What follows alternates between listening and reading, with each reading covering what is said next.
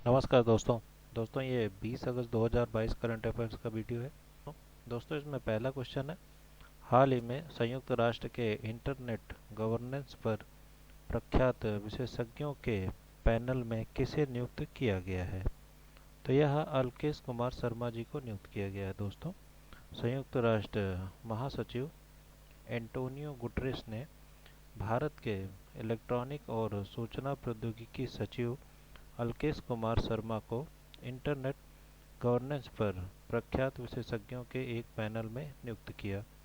Antonio Guterres के प्रवक्ता Stephen Dujarric ने कहा कि इंटरनेट के अग्रणी विंड सर्फ और नोबेल पुरस्कार विजेता पत्रकार मारिया रिसा को भी 10 सदस्यीय internet governance forum (IGF) leadership panel में नियुक्त किया गया है। पैनल को आईजीएफ के जनादेश और डिजिटल सहयोग के लिए गुटरेस के रोड मैप में सिफारिशों के तहत स्थापित किया गया था। पैनल की भूमिका इंटरनेट के रणनीतिक और जरूरी मुद्दों से निपटने और आईजीएफ को रणनीतिक सलाह प्रदान करने की है। अगला प्रश्न है दोस्तों, हाल ही में किस राज्य के मुख्यमंत्री ने राज्य के खिलाड़ियों को सभी राज्य विभागों में 2% आरक्षण प्रदान करने की घोषणा की है? तो यह कर्नाटक ने करी है। दोस्तों कर्नाटक के मुख्यमंत्री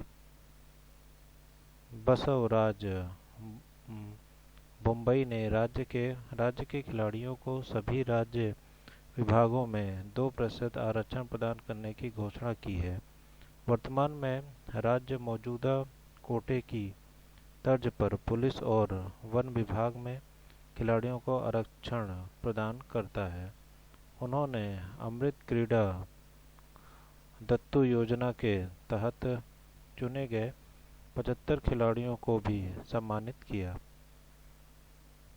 अगला प्रश्न है दोस्तों, हाल ही में किस राज्य सरकार ने ड्रोन सेवा की पहली उड़ान मेडिसिन फ्रॉम द स्काई की शुरुआत की है? अरुणाचल प्रदेश ने करी है। दोस्तों अरुणाचल प्रदेश सरकार ने ड्रोन सेवा the medicine from the sky की पहली उड़ान सेप्पा से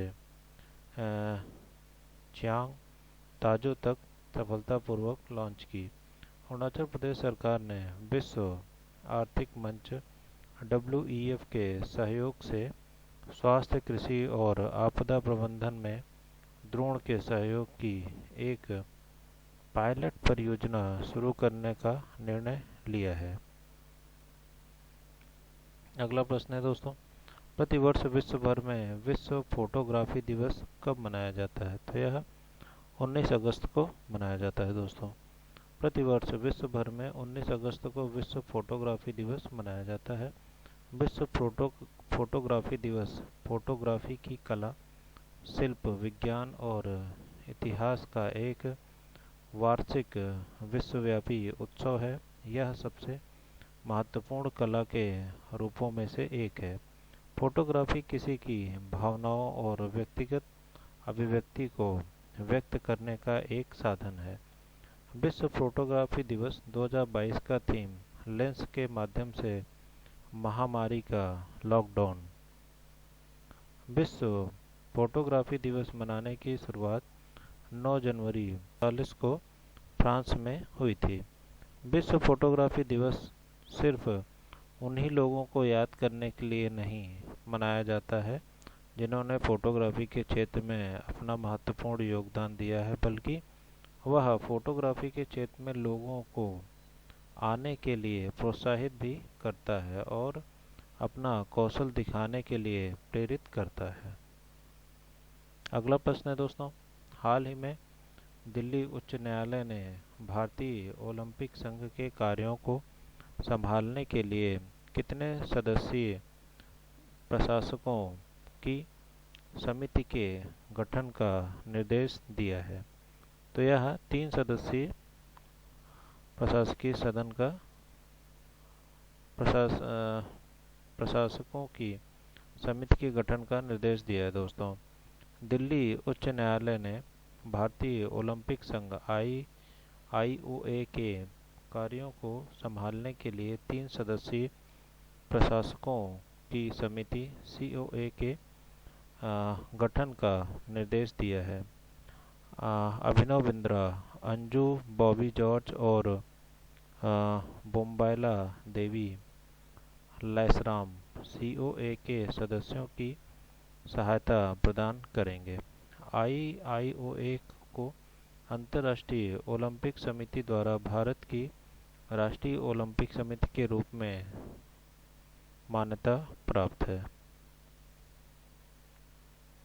अगला प्रश्न है दोस्तों, किस राज्य सरकार ने हाल ही में राज्य की महिलाओं के कल्याण के लिए अम्मा योजना और वात्सल्य योजना शुरू की है?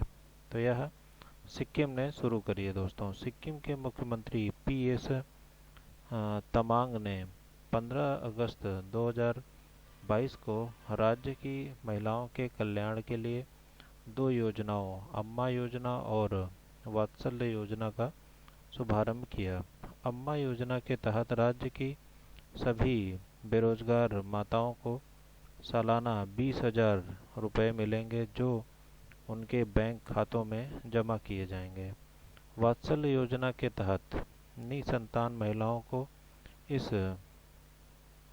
विट्रो फर्टिलाइजेशन उपचार के लिए 3 लाख रुपए की सहायता प्रदान की जाएगी। अगला प्रश्न है दोस्तों, किस कंपनी ने भारत में गहरे समुद्री अन्वेषण के लिए वैश्विक पेट्रोल दिग्गज एक्सॉन मोबिल के साथ एक समझौता पर हस्ताक्षर किए हैं?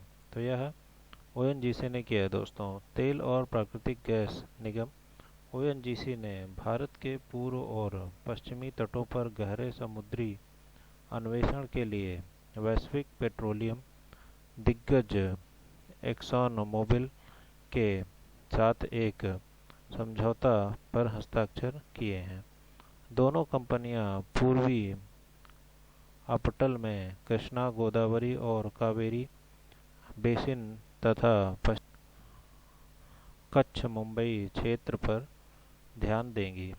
एक्सॉन मोबिल एक अमेरिकी बहुराष्ट्रीय तेल और गैस कंपनी है। अगला प्रश्न है दोस्तों, हाल ही में संपन्न हुए 5G नीलामी में प्राप्त स्पेक्ट्रम के लिए किसने दूरसंचार विभाग को 8,312.4 करोड़ रुपए का भुगतान किया है? तो यह भारतीय एयरटेल ने किया है दोस्तों। भारतीय एयरटेल ने हाल ही में संपन्न हुए 5G नीलामी में प्राप्त स्पेक्ट्रम के लिए दूरसंचार विभाग डीओटी को 8,312.4 करोड़ रुपए का भुगतान किया है। इसके साथ ही एयरटेल ने 2022 के स्पेक्ट्रम बकाया के 4 साल का अग्रिम भुगतान कर दिया। एयरटेल ने 900 मेगाहर्ट्ज, 1800 मेगाहर्ट्ज, 2100 मेगाहर्ट्ज, 3300 मेगाहर्ट्ज और 26 गीगाहर्ट्ज बैंड में 19.867 गीगाहर्ट्ज स्पेक्ट्रम को चुना। एयरटेल ने नीलामी में 83,084 करोड़ रुपए का कुल खर्च किया है। अगला प्रश्न है दोस्तों, निम्नलिखित में से भारत में मास्टर कार्ड के ब्रांड एम्बेसडर के रूप में कौन शामिल नहीं है? तो वह पीवी सिंधु शामिल नहीं है। बैडमिंटन खिलाड़ी लक्ष्य सेन, किदाम्बी श्रीकांत, सात्वी कसाईराज, रंकी रेड्डी और चिराग शेट्टी भारत में मास्टर कार्ड के ब्रांड एम्बेसडर के रूप में शामिल होंगे। ये सभी थॉमस कप 2022 और बर्मिंघम 2022 राष्ट्रमंडल खेलों के विजेता हैं। यह साझेदारी भारतीय रिजर्व बैंक आरबीआई और डिजिटल इंडिया के प्रयासों के अनुरूप है। अगला प्रश्न है दोस्तों, देश के मुख्यमंत्री ने मेक इंडिया नंबर 1 मिशन की घोषणा की है। तो यह दिल्ली राज्य के मुख्यमंत्री ने यह घोषणा करी है दोस्तों। दिल्ली के मुख्यमंत्री अरविंद केजरीवाल ने मेक इंडिया नंबर 1 मिशन की घोषणा की है। मेक इंडिया नंबर 1 मिशन को दिल्ली के ताल कटोरा स्टेडियम में लॉन्च किया गया। यह स्वास्थ्य, शिक्षा, कृषि और रोजगार पर ध्यान केंद्रित करेगा। यह लोगों को पहल में शामिल होने और इनके उद्देश्यों को प्राप्त करने के लिए प्रोत्साहित करने हेतु मिशन के हिस्से के रूप में देश भर की यात्रा करेगा। अगला प्रश्न है दोस्तों, हाल ही में किसने भारतीय सेना को नई एंटी पर्सनल माइन निपुण सौंपी है। तो यह राजनाथ सिंह ने सौंपी दोस्तों। रक्षा मंत्री राजनाथ सिंह ने भारतीय सेना को नई एंटी पर्सनल माइन निपुण और future infantry soldier as a system FINSAM दोनों प्रणालियां भारतीय फर्मों द्वारा स्वदेशी रूप से निर्मित की गई हैं। FINSAS करना और सैनिक की परिचालन क्षमता को बढ़ाना है।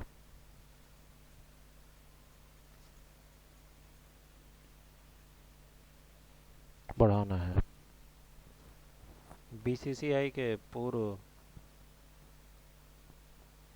अगला प्रश्न है दोस्तों, बीसीसीआई के पूर्व कार्यवाहक सचिव और झारखंड राज्य क्रिकेट संघ के पूर्व अध्यक्ष जिनका हाल ही में निधन हो गया, अमिताभ चौधरी जी का निधन हो गया दोस्तों। बीसीसीआई के पूर्व कार्यवाहक सचिव और झारखंड राज्य क्रिकेट संघ JSCA के पूर्व अध्यक्ष अमिताभ चौधरी का 58 वर्ष की आयु में निधन हो गया। अमिताभ चौधरी ने झारखंड क्रिकेट के लिए बुनियादी ढांचा विकसित करने में अहम भूमिका निभाई। अमिताभ चौधरी ने कई दौरे पर भारत के पुरुष टीम मैनेजर की भूमिका निभाई। अमिताभ चौधरी ने झारखंड लोक सेवा आयोग के अध्यक्ष का पद भी संभाला। अगला प्रश्न है दोस्तों, प्रतिवर्ष विश्व भर में विश्व मानवतावादी दिवस कब मनाया जाता है। तो यह 19 अगस्त को मनाया जाता है दोस्तों। प्रतिवर्ष विश्व भर में 19 अगस्त को विश्व मानवतावादी दिवस मनाया जाता है। यह दिन उन लोगों को अर्पित किया जाता है जो असल ज़िंदगी के नायक हैं, जो बिना अपने लाइफ की परवाह किए लोगों की मदद के लिए हमेशा तत्पर रहते हैं। विश्व मानवतावादी दिवस का उद्देश्य संकट से प्रभावित लोगों के अस्तित्व, कल्याण और सम्मान की वकालत करना और सहायता कर्मियों की सुरक्षा की वकालत करना है। दैन दोस्तों, आज का वीडियो यही था। आपको कैसा लगा ज़रूर बताएं। थैंक यू दोस्तों।